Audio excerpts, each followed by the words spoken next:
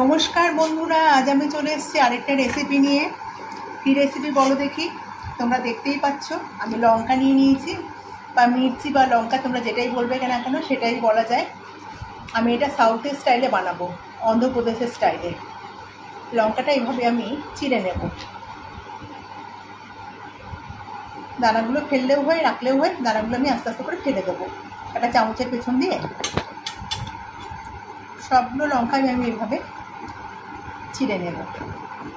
লঙ্কার দানাগুলো সব বের করে নিয়েছি, যে কত দানাগুলো রাখলেও হয়, কিন্তু আমি দানাগুলো খাবো না, তাই দানাগুলো আমি ফেলে দিলাম।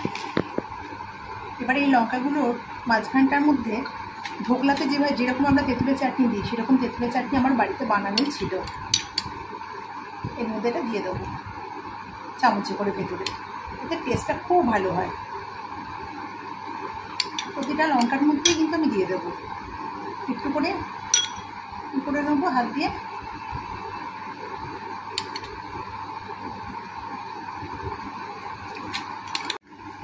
এবার একটা বেসনের ব্যাটার তৈরি করবো, সেজন্য বেসন নিয়ে নিচ্ছি।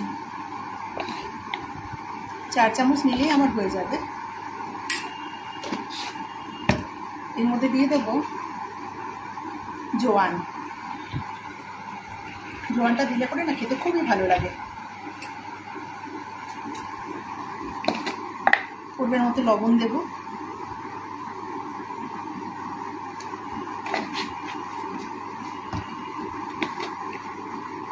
একটু ধনের গুঁড়ো দেব,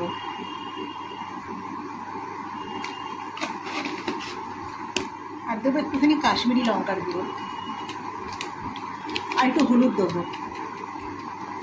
হলুদটা নিয়ে আসি, সামান্য একটুখানি হলুদের গুঁড়ো দিলাম। শুকনো উপকরণগুলোকে আমি ভালো করে মিশিয়ে নেব। অল্প অল্প করে জল দিয়ে একটা ব্যাটার তৈরি করবো। প্রথমে একবারে জলটা দেবো না, খুব পাতলাও না খুব ভারীও না, মিডিয়াম একটা ব্যাটার আমি তৈরি করে নেবো। ব্যাটারটা আমার রেডি হয়ে গেছে। সামান্য একটুখানি আদা আমি ব্যাটারে ঘষে নিয়েছি, সেটা এখন দিয়ে দিলাম।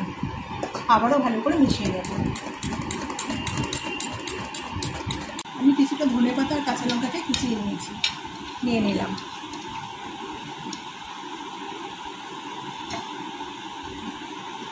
কাঁচা বাদামকে আমি ড্রাই রোস্ট করে চোকলাগুলো ছুলে নিয়েছি।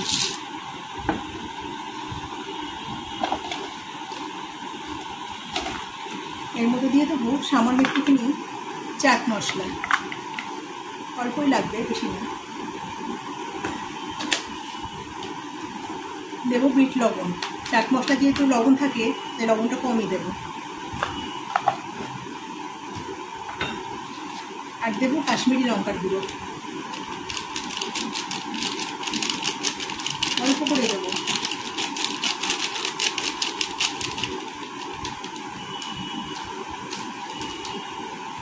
সবশেষে দেবো পাতিলেবুর রস। ভালো করে এটাকে মেখে নিলাম। এখন এই ব্যাটারের মধ্যে আমি সামান্য একটুখানি খাবার সোডা দিয়ে দেবো, এক চিমটে।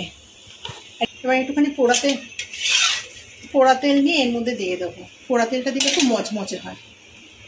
এবার এগুলোকে ব্যাটারের মধ্যে চোবাবো। যেহেতু এগুলো অনেক বড়, তো আমার বাটিটা একটু ছোট হয়ে গেছে। ঠিক আছে, কোনো ব্যাপার না, ব্যাটারে চোবানো নিয়ে তো কথা, ছোট আর বড় থেকে যায় আসে। ভালো করে মাখিয়ে নেব।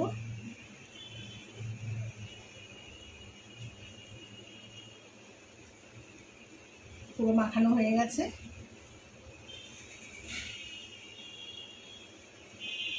তেলও গরম হয়ে গেছে।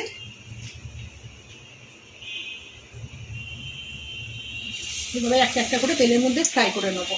একটা পাট হয়ে গেছে, উল্টে দিয়েছি। উল্টে পাটে লাল লাল করে ভেজে তুলে নেবো। সবগুলো লাল লাল করে ভেজে নিয়েছি। এবার যেখানটা আমি চিড়েছিলাম সেখানটা আরেকটুখানি চিড়ে নেব। চিড়ে নিয়ে যে একটুখানি ফাঁকা করে নেব।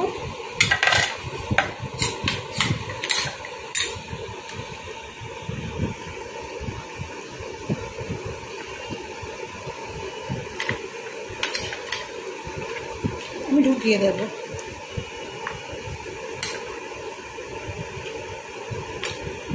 ওপর থেকে আবার একটুখানি পাতিলেবুর রস দিয়ে দেবো, মানে ভেতরে কিন্তু ওপরে না, তাতে রসটা ভেতরে যায়। এভাবে আমি সবগুলোকে বানিয়ে নেব। মির্চ মশলা পুরোপুরি রেডি। এটা দেখতে যত সুন্দর হয়, খেতে কিন্তু তার স্বাদ দুর্দান্ত হয়। এইভাবে একবার বন্ধুরা বানিয়ে খেয়ে দেখবেন। আর এরকম তো লঙ্কা আমাদের বাড়িতে সবার বাড়িতেই মোটামুটি আসে, আর বাদামও সবার বাড়িতে থাকে, ধনেপাতা, বাদাম, বেসন কমন জিনিস, এগুলো সবার বাড়িতে থাকে। এটা কিন্তু দিব্যি হাতে 10 মিনিট সময় থাকলে বানিয়ে নেওয়া যায়। এভাবে একবার বানিয়ে খেয়ে দেখবেন, এর স্বাদ কিন্তু মানে অসাধারণ। সন্ধ্যাবেলা কিন্তু এই একটা খেলে পরেই কিন্তু মন ভরবে না, বানালে পরে কিন্তু এক থালা বানাতে হবে, নাহলে কিন্তু দিয়ে সারতে পারবেন না। তো বন্ধুরা, রেসিপিটি কেমন লাগলো অবশ্যই কমেন্টে জানিও। রেসিপিটি ভালো লেগে থাকলে তো একটা লাইক তো দিতেই হবে, লাইক চাই। আর নতুন বন্ধুরা প্লিজ চ্যানেলটাকে সাবস্ক্রাইব করে আমার পাশে থেকো। আর পুরনো বন্ধুরা আমার পাশে থাকার জন্য তাদের অনেক অনেক ধন্যবাদ। আশা করবো তারা যেন সারা জীবন আমার পাশে থাকে।